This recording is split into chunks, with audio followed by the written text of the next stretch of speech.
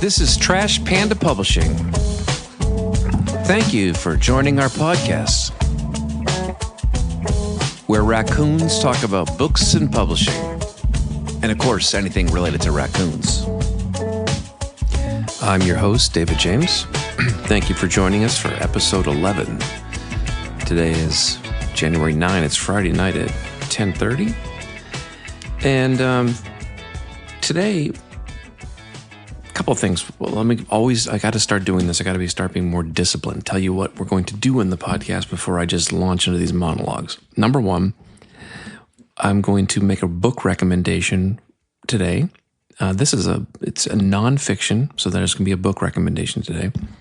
Number two, I'm going to read my favorite poem of all time today. So that's number two.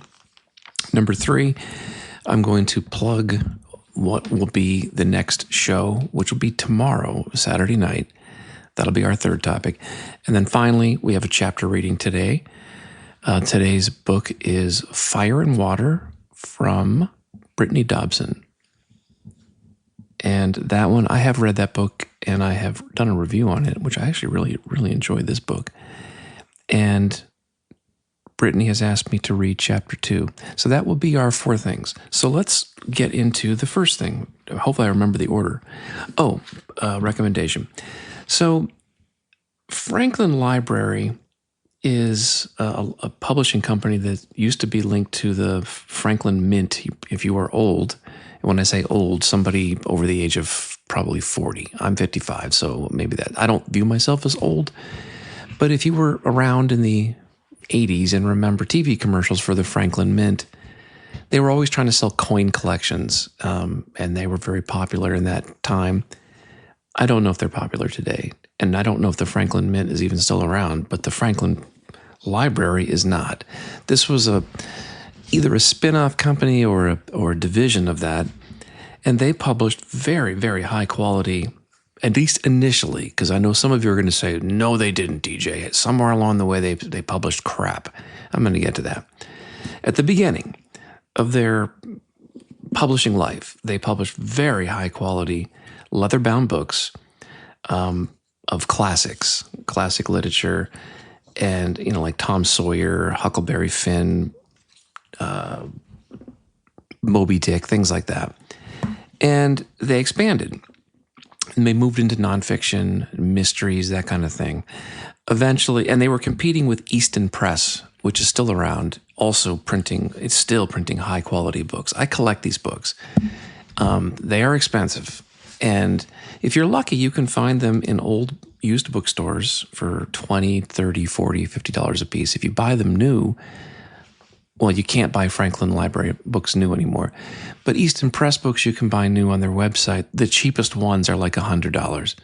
The collector's editions are like $500. If you get signed ones or numbered editions, you're talking like $500, $600, $700, $800. I have a couple that are in that category, some of my favorites. Those are collector's items. They're numbered. Did I buy them for investment purposes? No. Was it a waste of money? Probably. But there's something special about a leather-bound book. I actually looked at getting A Scholars Wish bound as leather, and you can do it. There are publishers who will do it. It just was so expensive, and I didn't think anybody would buy it because you can't put cover art on it.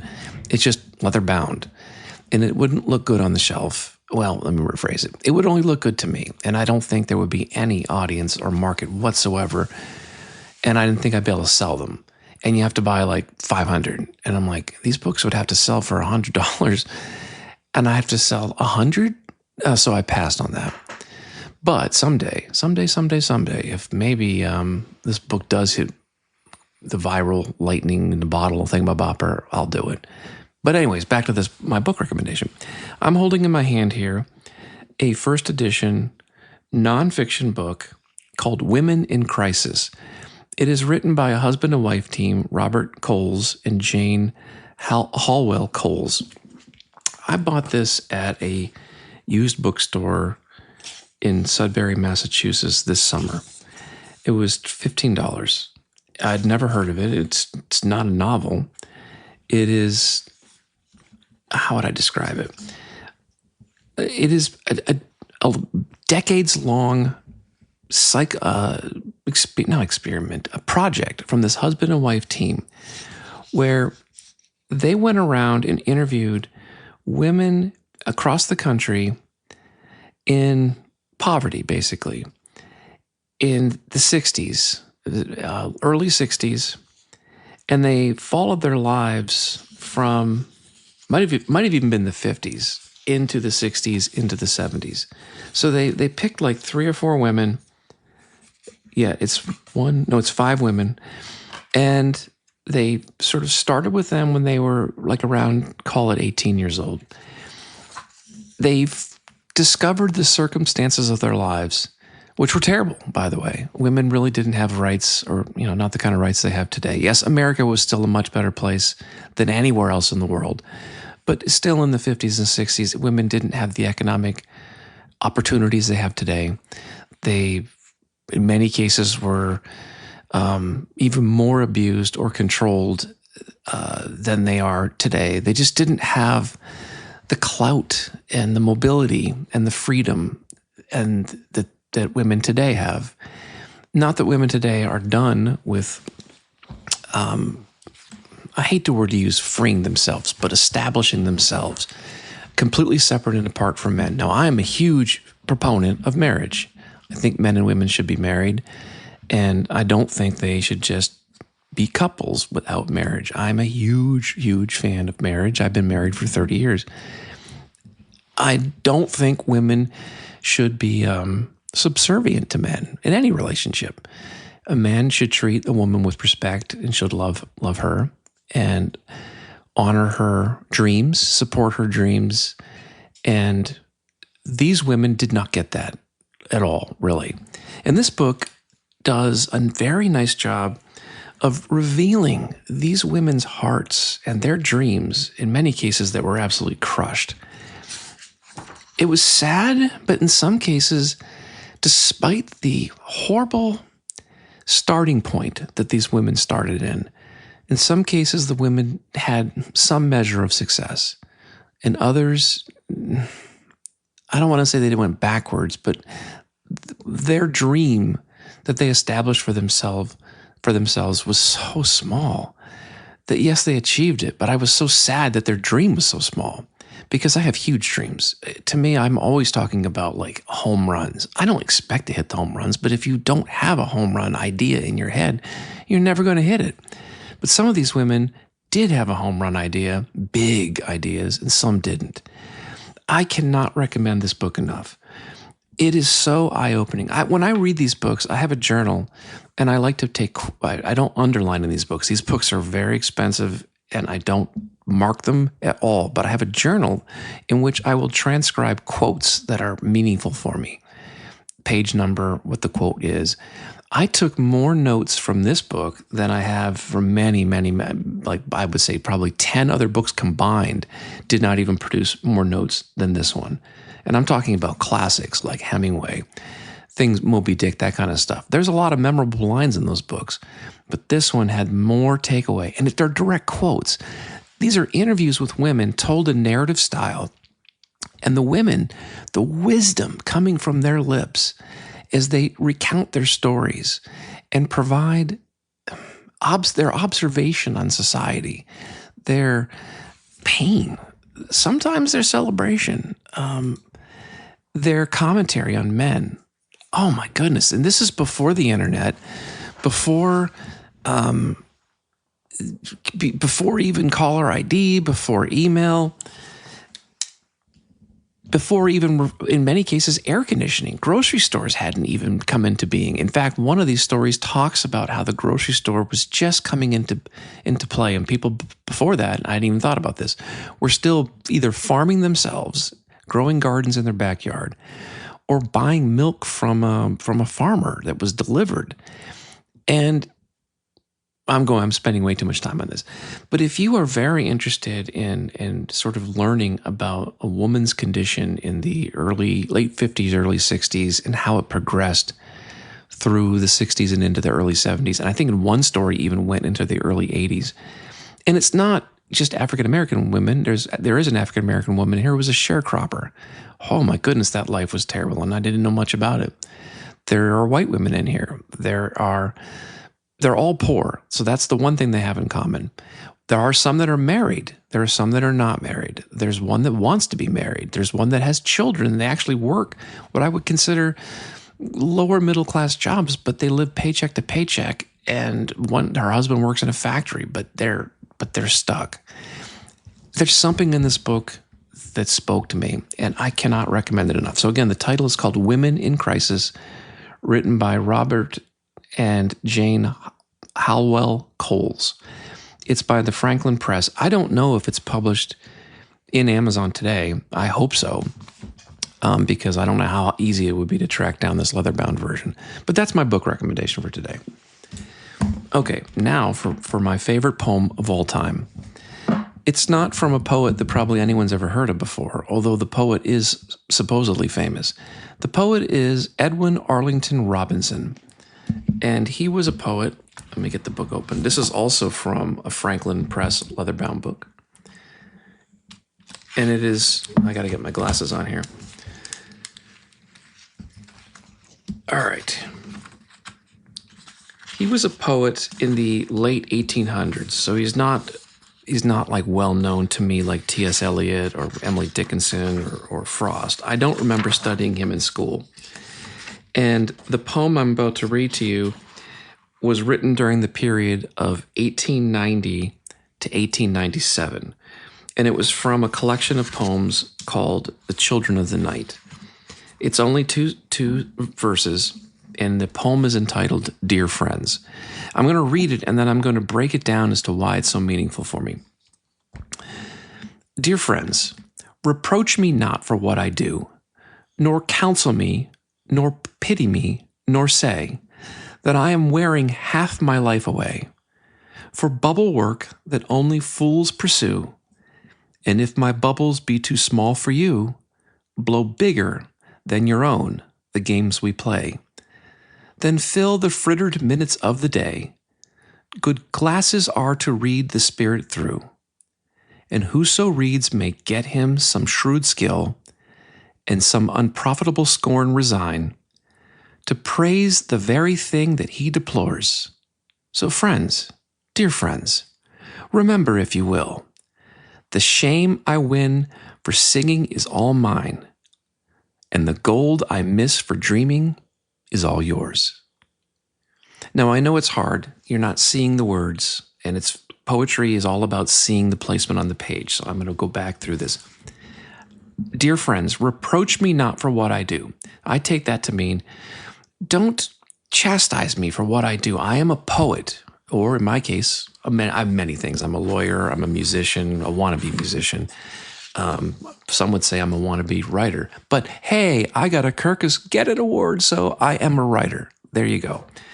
But in this case, he must be a poet, and his friends, of course, back in 1890, you are not making money as a poet, I can assure you. I would argue that you're probably not making money as a writer either, even the good ones. It's not a commercial environment back then. So his friends are probably saying, my man, it's time for you to get a real job. And he's saying, don't chastise me for what I do. Don't counsel me. His next line, don't counsel me. Don't even pity me. And don't say that I'm wasting half my life away for bubble work that only fools pursue. And I think what he's saying here is you think that I am wasting my life, and this is only what fools would do.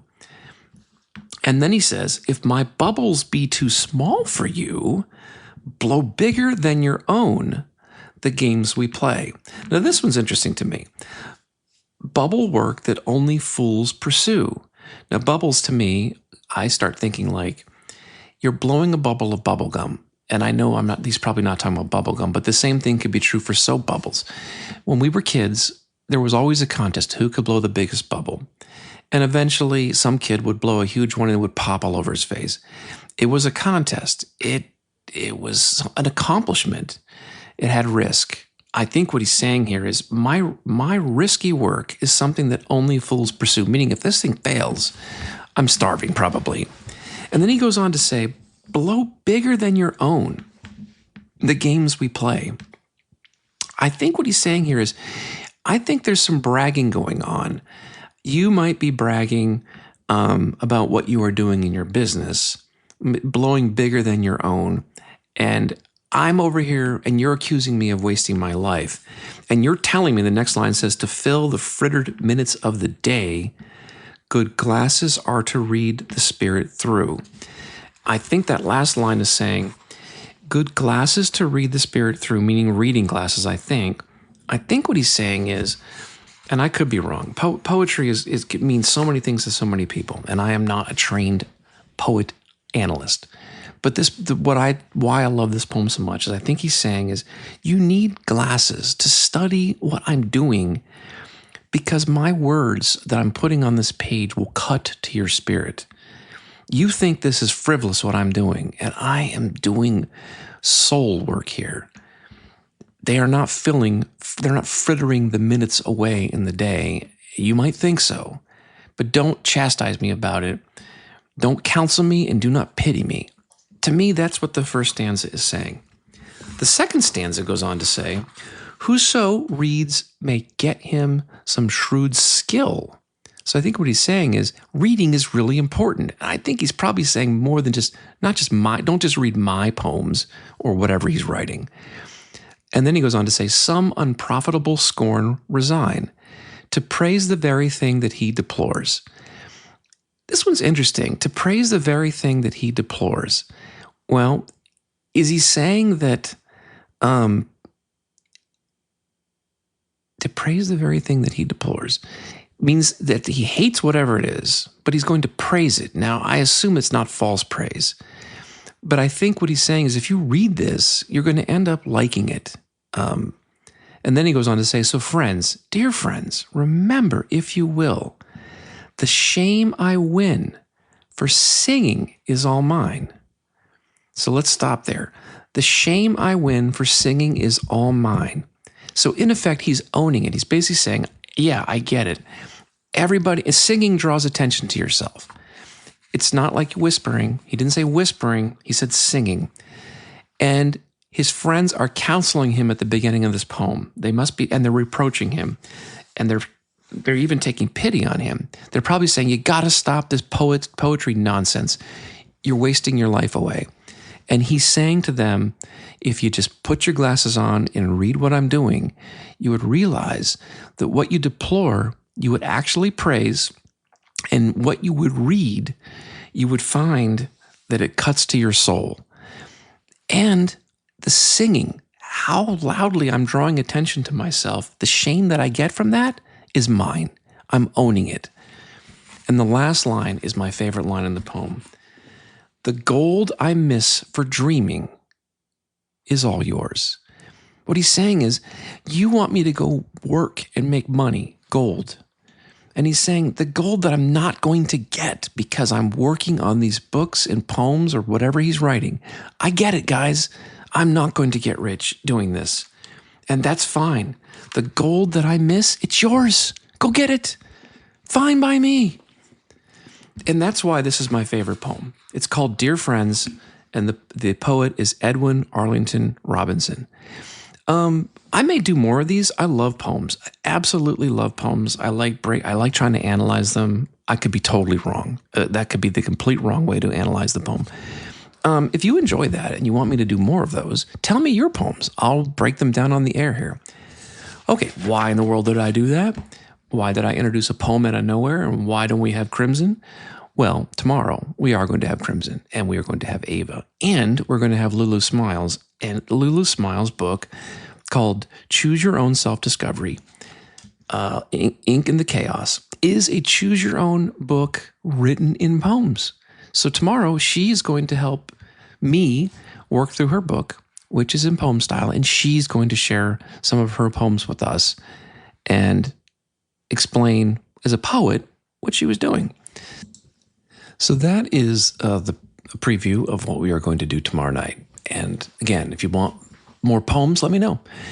But now we move to the main course for our podcast tonight, which is a chapter from Brittany Dodson's book called Fire and Water.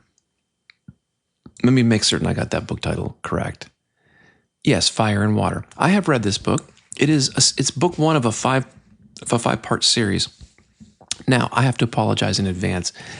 I am terrible with pronunciations, and this book has got a lot of Asian words in it. I have actually been Googling today and going into YouTube how to pronounce many of these words. I've written them down here on a piece of paper, and I am so sorry, Michelle, if I do not pronounce these correct. I am really trying my best.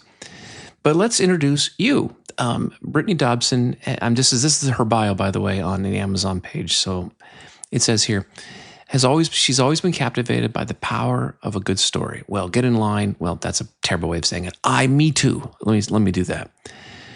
With a young adulthood filled with classic literature such as Sense and Sensibility, Woman in White, Sherlock Holmes, and Gone with the Wind, and an educational background in anthropology and political science, she enjoys blending the exploration of basic human life and character with sweet romance, political dissent, and cultural differences.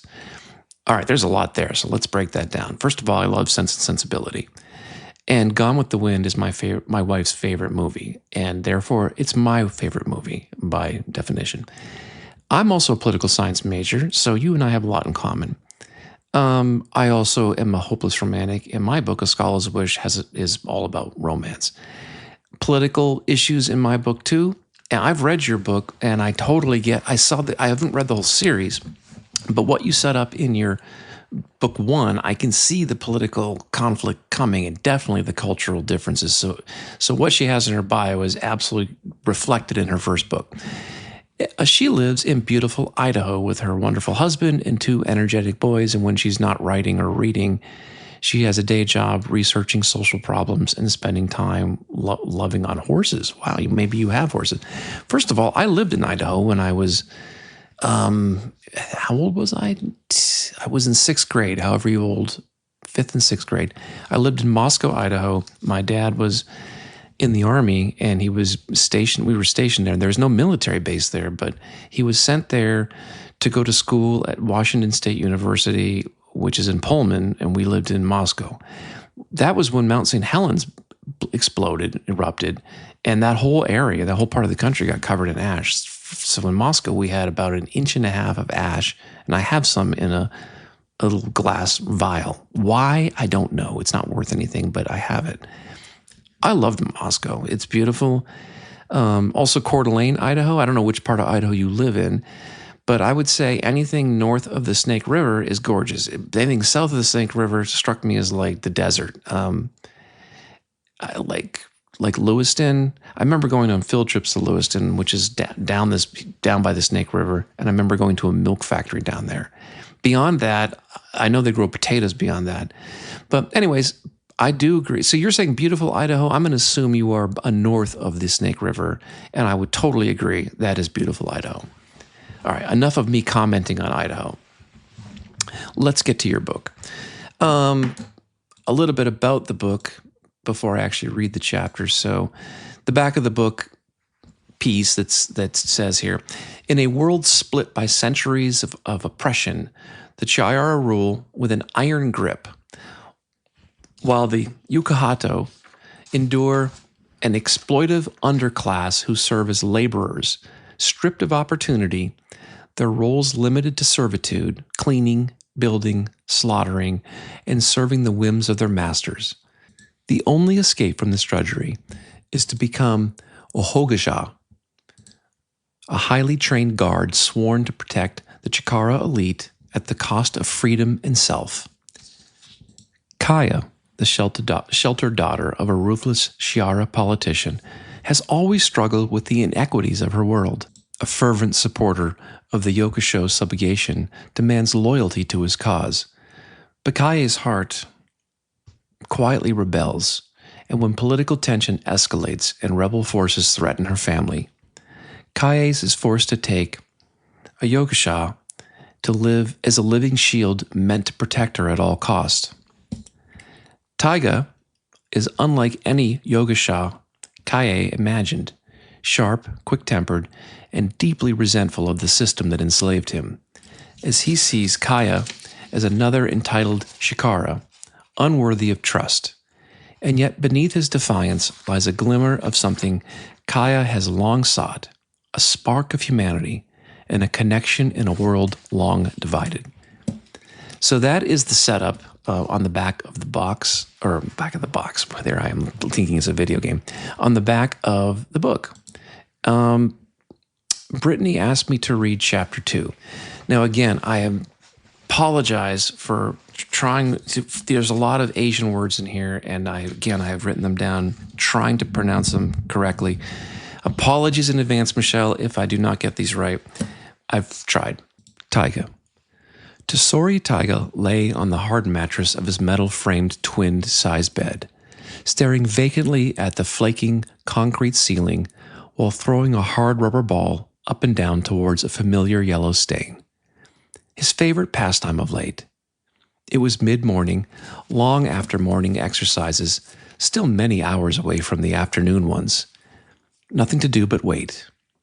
He could have socialized in the common room or spent time in the library studying, but neither pursuit held much interest for him lately. He threw the ball at the ceiling again. Thud. Caught it. Threw it again. Thud. A resentful grunt sounded from his roommate's bed. The bundle of blankets inhabiting it moved until a slit of an eye stared out, glaring. "Do you always have to do that?" the disembodied voice asked grumpily. Taiga threw the ball. A thud. "Do you always have to sleep in the middle of the day?" he replied snarkily. Thud. The mound of blankets shuddered and rose, and eventually falling to reveal a ruby-faced youth with brown skin, brown hair, and vibrant blue eyes. Bachi, the owner of the face, scowled. "There's nothing else to do," he grumbled. Taiga puffed a breath, causing his jet-black hair to move out of his eyes. "True enough," he agreed, leaning up on his elbow to give Bachi a wry grin. Bachi was 15, and a recent admittance to the Nikulu Soidachi. He had an extraordinary amount of raw potential, but like Taiga, he had a sour attitude, and that put many people off. For some reason, either hoping that the two similar personalities would form some sort of friendship, or worse, deciding to spare the rest of the Nikulu, the two rotten apples were together. The Rida had decided to bunk the crabby, sour-faced teen with the current resident grouch. Who knew? Maybe they even hoped seeing Taiga's frequent rejections due to his bad attitude would scare the boy down the path of righteousness. Although opportunities to see his rejection firsthand have been scarce lately. Whatever the reason, Taiga was grateful. For once, he didn't have to deal with the obnoxious behavior of a cheery roommate, or worse, one with no personality or an overbearing love of duty. He and Bachi could just annoy each other and grumble and complain about it in peace. A hissing sound filled the room as an automatic door slid open, and a short, round-faced man with yellow hair and bushy yellow beard scurried into the room looking harried. Bachi and Taiga slowly stood to attention. "Taiga, get ready. You have a Nagamura in an hour. Don't disappoint me this time," he snapped, withdrawing almost as quickly as he entered. Taiga sighed through his nose and grabbed his leather armor from the cubicle beside his bed and started for the door. "Good luck today, man." Bachi's voice stopped him in his tracks, and to Taiga's surprise, the boys looked sincere. Tipping his head in reply, Taiga gave him a cynical grin. "You'll see me for lunch, and don't think you're getting this room to yourself." He gave the boy a younger cocky salute, pressed the button for the door, and striding out into the hallway looking relaxed and completely at ease. Inside was a different story. Radatori's words had sounded sharp, but Taiga knew he had to pull some strings to get him his chance. It was rare these days that he got called up for a Nagamura, and he knew his opportunities would only get farther and fewer between. Although he didn't necessarily mean to sabotage his own selection, he seemed to be incapable of keeping his temper under control. These stupid puffed-up Chikara, thinking they deserved respect and admiration just because of their status of their birth. They wanted him to fawn all over them, act like they were gods, and he was a mere speck of dust on the bottom of their shoes. He couldn't do it. He wouldn't do it. He may be a slave, but he was still a person, and he wouldn't let them forget it. Still, he was getting older. He only had one more year before they gave up on him and shipped him off to the army as unwanted goods. Dangerous, unwanted goods. At least what a Hogasha in the army, they may strip away even that. Maybe it would be better to give it a real try this time. Maybe it wouldn't be that bad. Better than being army pawn anyway. He passed through the weapons room, grabbed his favorite pair of sai blades, leather-wrapped handle of a 3-pronged weapon fitting into his palm like a worn glove. While most sai had blunt-tipped ends, this pair had specifically sharpened to be more like a small trident than a traditional sai. Moving at a quick pace, he entered the Sakila room, his eyes quickly sizing up the opponents within. Mako, Chen, and Delu fought a practice bout in one corner. Chino and Frayne stood against the wall, faces blank, staring straight ahead. Hochikairu flew through a rapid succession of forms near the back. Only Nimbershu acknowledged his presence as he entered. Well, well, if it isn't the screw-up, Nimbershu had taunted it with a sneer. I'm surprised they still let you compete in these things. You're such a has-been. Not even 24 and already out of your prime. Taiga snorted, circling cat-like to Nimbershu's left. If I am a has-been at 23, what does that make you, old man? He jeered. Anger flashed in Nimbershu's eyes. The jab cut, as Taiga knew it would. 30 was hardly old, still prime of a Hakushu's career, actually. But Nimbershu's master had recently returned him for a younger model, something that would have stung even if it had been through no fault of his own. Taiga should have ignored him, but Nimbershu's anger and hostility, even only the result of his pain, but unfortunately letting a slight go was something that Taiga simply was incapable of doing. You'll never be chosen. They shouldn't even let you compete. They give you the Nikulu a bad name, and even adding you to the list of potential candidates is a stain to the honor of the Mio Sandasu. The older man spat, circling predatorily to Taigu's right. Taigu let out a low whistle. The Sandasu household, right? That's a big name, very high up. I guess you'll feel bad when I get the position and you're still here, sleeping on these hard, tiny beds while I lie on soft feather pillows like a king. Face twisting in hatred, Nimbershar sprang towards Taiga. Coming up short with a broad figure stepped between them, holding a hand to each of their chests. That's enough, a firm voice commanded. Both of you, save your fighting for the floor. We're Hogasha. We are better than this, better than squabbling like children. Scowling, Taiga stepped back, his fists clenched in rage. He took a few long, deep breaths before meeting Hagarai's eyes and giving a slow nod. The older man was one of the few people Taiga respected, liked even. Not many had what it took to still be a real contender and to be selected as a Hogasha over the age of 45. Not only was Hakaru in better shape than most of the 19-year-olds, he had a kindness and wisdom that managed to remain unscathed in all of his years of duty. The man was genuinely a noble person, and Taiga held him in high esteem. Just then the door to the Shikeli room shushed open again, and Hagaru stepped back, his eyes scanning the newcomers. Jireni and Falan strutted through the doors, followed by Raidu. Two Hogasha headed for an open spot in the room, immediately set to sparring.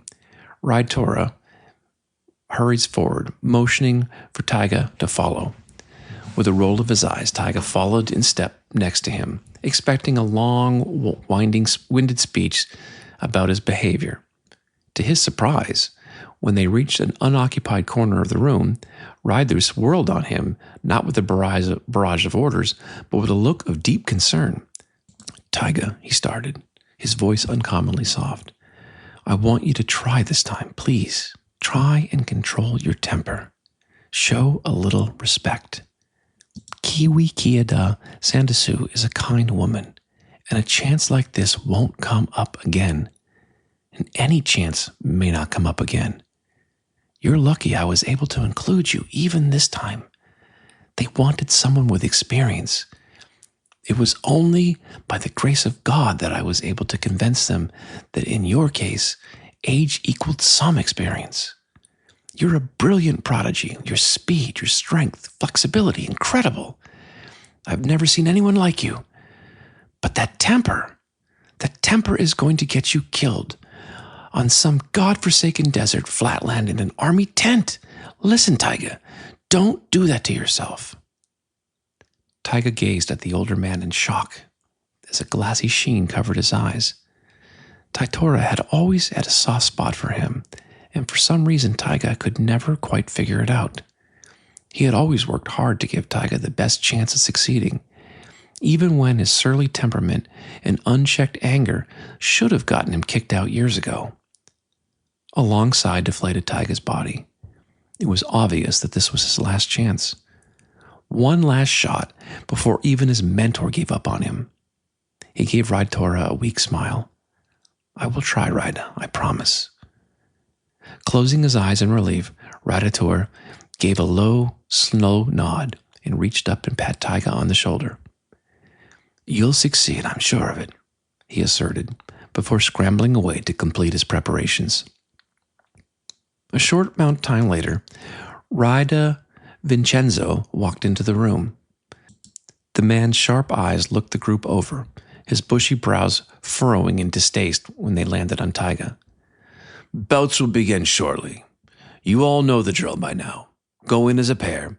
Show the honored guests the best you have to offer. First up will be Chan and Fallon.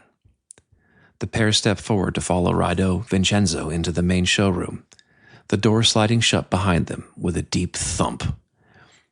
Balancing on his toes, in anticipation, Taiga tried to practice the calm breathing techniques that Raida Tenento had tried teaching him as a child. He had always stubbornly refused to carry them out when asked. Right now, he needed all the help he could get. After a few minutes, the deep inhales and exhales actually seemed to be doing some good, and Taiga felt his bunched muscles begin to relax. The door reopened, and Chen and Fallon entered, followed by Raida Vincenzo. The pair of fighters took their places near the side wall. Raida Vincenzo called up the next pair of names, Mako and Delgu. 5 minutes passed, and then they were back, faces blank as they took their places along the wall by Chen and Fallon. Chen and Gerveni, Raida Vincenzo called. Taiga's relaxing muscles tightened again. 6 gone. That only left him, Hogaro, Fren, and Nimbashara, 2 pairings. His fists clenched as he eyed Nimbashara. Please not him. Please not him. Taiga closed his eyes, trying to regain some sort of calm center. This show would be so much easier if he was paired with Hogaraya. Please let it be Hogaraya. Please let it be Hogara. Please let it be Hogara. He chanted over and over in his mind until the current 5-minute duel was up. The door opened and Chen and Journey came back and took their places along the wall as Raida Vincenzo stepped in behind them. The seconds he spent looking over the remaining contenders felt like an eternity. Taiga's breath caught in his throat. Please, please, please. Nimbashara. Taiga's breath left him in a whoosh of disappointment and frustration. Why couldn't he even have this one little thing? There had been 9 people he could have been paired with. 9! Why, out of all of them, did he have to be paired with the one who got under his skin the most? He shot his nemesis an icy glare. His blood pressure had already risen at the smug look on Nimbashara's face as he pushed away from the wall and sauntered towards the door to the showroom. Taiga closed his eyes and took a deep breath, waiting until his stomach fully extended, and then releasing the air in a big whoosh from his mouth. He could do this. When he opened his eyes, the worried gaze of Raidatora pierced him. The corner of Taigu's lips tipped up slightly as he gave the man a reassuring nod. He could do this. He strode forward, taking his place shoulder to shoulder with Nimbusaro before the doorway. Rida Vincenzo gave a solemn nod and then turned away, pushing open the door and leading them into a well-padded concrete room. Stepping barefoot onto the thick mat, Taiga forced his gaze to remain respectful on the ground. Curiosity burned, and it took an enormous amount of his willpower to avoid looking at the large glass viewing window, which he knew Mayu Sandasu would be sitting behind with Hai Rida Shoku. But to lock eyes with a potential master was considered a huge breach of conduct, an insult to the honor of his potential owner. That had never stopped him before, but this time he was determined to be on his best behavior. His eyes remained lowered to the floor as he stood to one side of Rida Vincenzo, Numasaro on his other. My Honorable Mio Sandasu, may I present our next two fighters for your consideration. Tesori Taiga, well-known Tomachi Timbasu.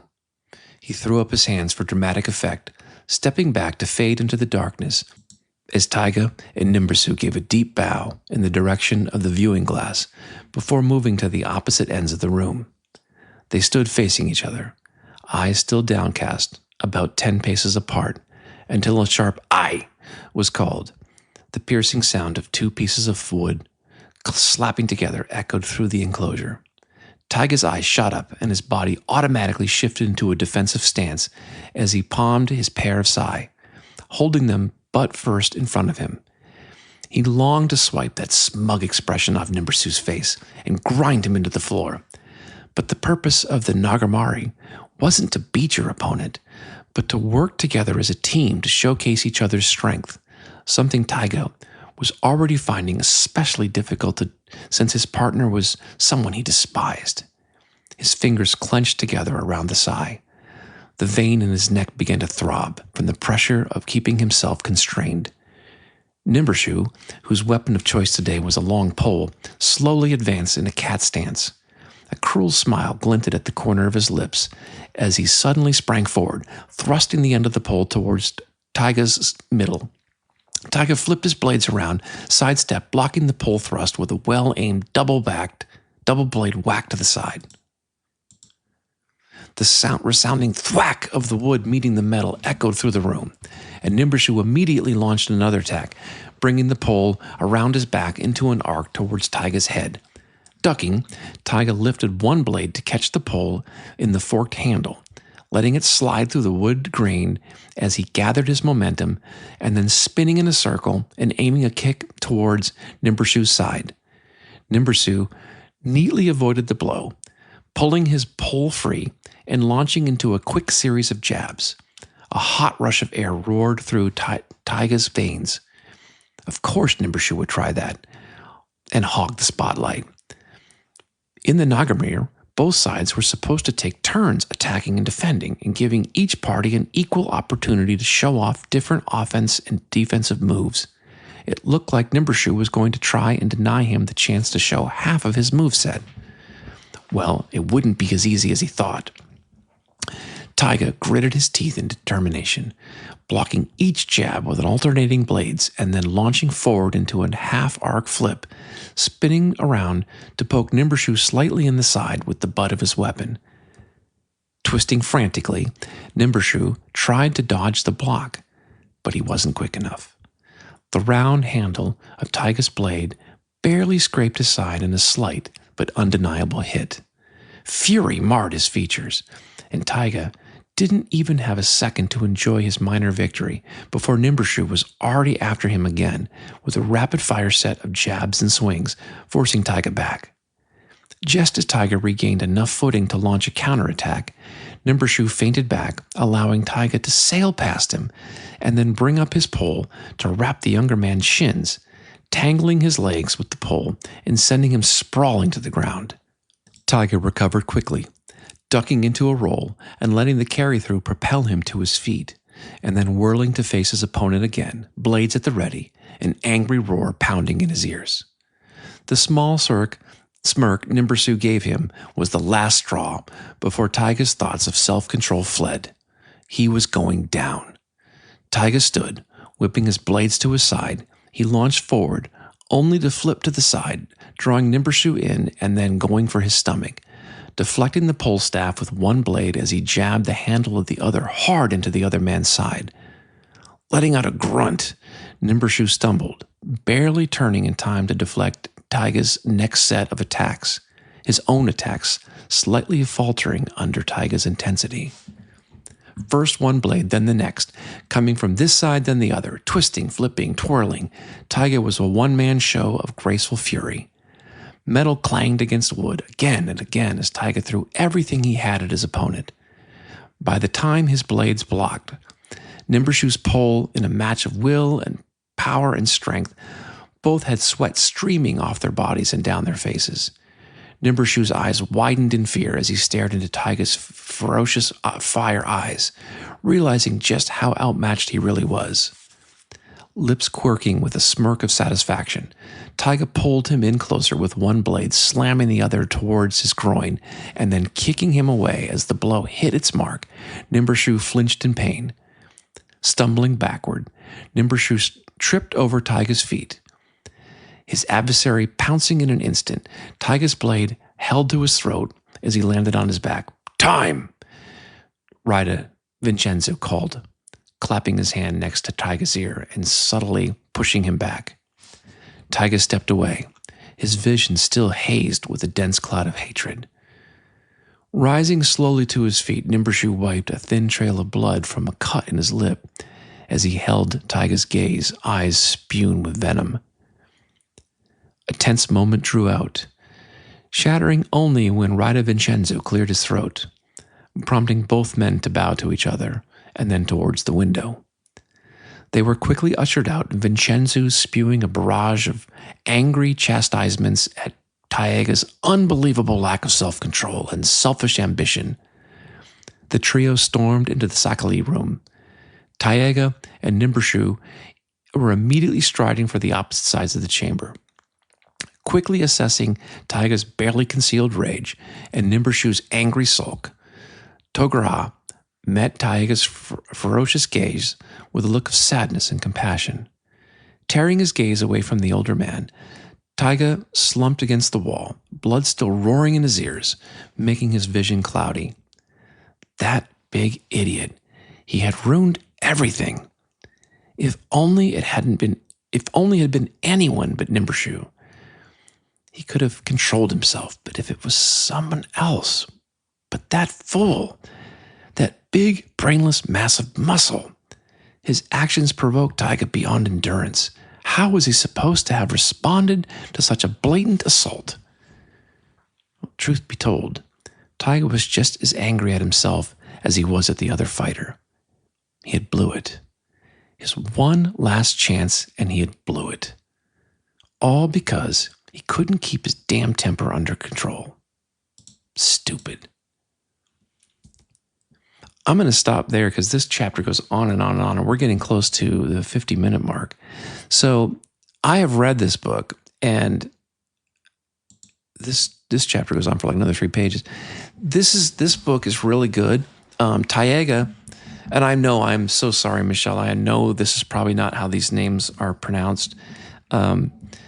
Taiga does become the bodyguard of I guess the daughter of, I think it's a politician. It's like a political ruler. He's not the main king, but he is a well-placed ruler.